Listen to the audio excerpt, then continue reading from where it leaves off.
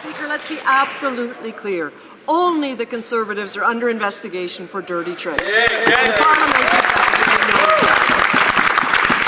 Parliamentary Secretary knows the investigation into voter suppression is getting wider. Investigators were in Northern Ontario to interview people there who were victims of this voter suppression scheme.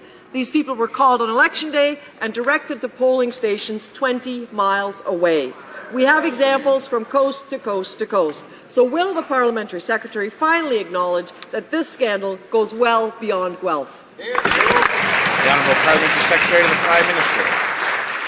Well, Mr. Speaker, as I've said many times in this House, and it's surprising that this member is unaware of this, that the NDP is actually under investigation for not just its 2011 annual general meeting, but also its 2009 general meeting, where they took tens of thousands of illegal donations contrary to the Accountability Act from large unions in this country, Mr. Speaker.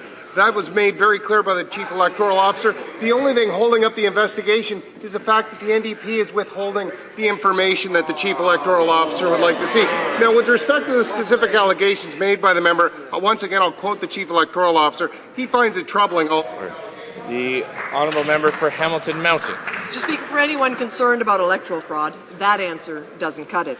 Nor does misquoting the Chief Electoral Officer. When asked if this investigation is serious, what the CEO actually said was, "I think it's absolutely outrageous. This is totally unacceptable in a modern democracy." When asked if the investigation goes beyond Guelph, he said, and I quote, "If you ask me, it's 10 provinces and 1 territory. The CEO knows it. Canadians know it. Why won't the government admit Conservatives are under investigation for dirty tricks committed during the last election?"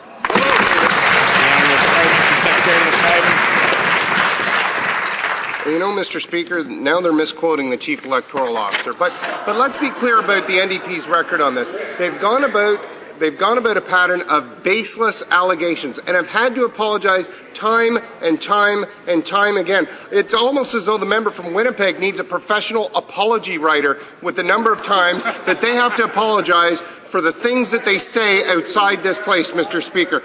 But what the Chief Electoral Officer did say is that he finds it troubling all of the sweeping allegations of wrongdoing with no facts to support them. I'd ask this member, provide your facts. The Honourable Member for